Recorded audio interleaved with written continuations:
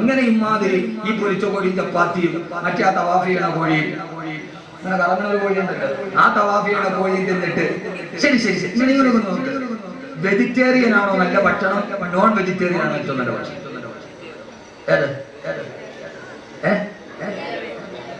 കാലാവസ്ഥ ഒന്നുമില്ല, എന്റെ ചോദ്യം ഒറ്റ ചോദ്യം.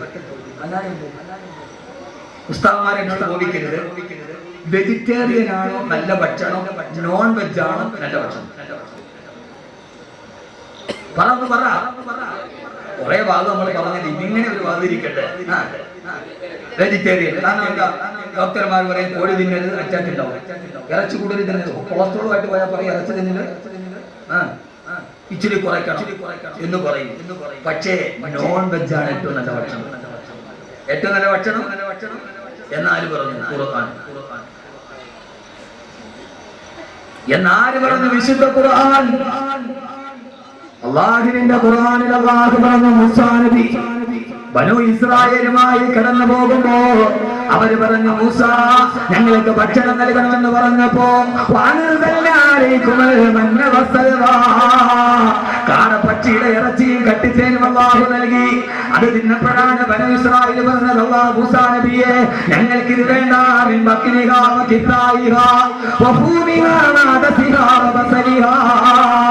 ഞങ്ങൾക്കിനി പച്ചപ്പയറും ഉള്ളിയും ഗോതമ്പും വെജിറ്റേറിയൻ മതി, ഈ നോൺ വെജ് ഞങ്ങൾ മടുത്തെന്ന് പറഞ്ഞപ്പോ അള്ള പറഞ്ഞു, മൂസാ നബിയെ അവരോട് ചോദിച്ചു നോക്കുക,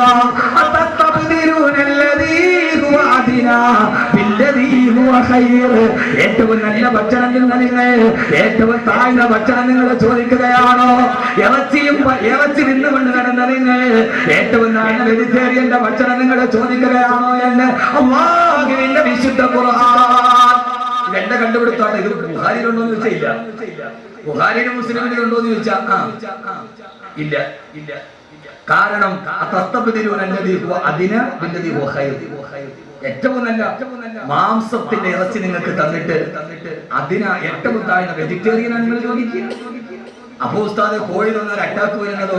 40 ദിവസം കൊണ്ട് ഗർഭിണിയായി പ്രസവിക്കണം കോഴി തിന്നിട്ടാണ് നാടൻ കോഴി നിന്ന് ഉപ്പാപ്പാക്കി ഇന്നവരെ അറ്റാക്ക് വന്നിട്ടില്ല. അല്ലാഹു ദീർഘായുസ്സ് നൽകട്ടെ.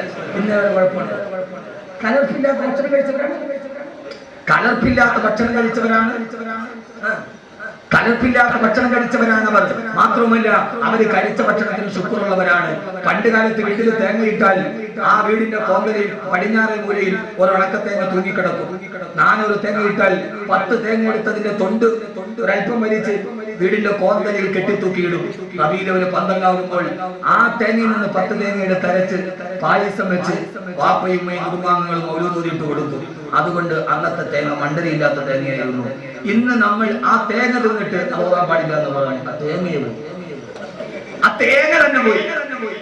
പണ്ടത്തെ അവർക്ക് ഒരു തേങ്ങ കിട്ടിയാൽ ഈ പഴയ സമൂഹത്തിന് റസൂലുള്ളാഹി ഉറച്ചില്ലായിരുന്നു. ഇന്നത് പോയി.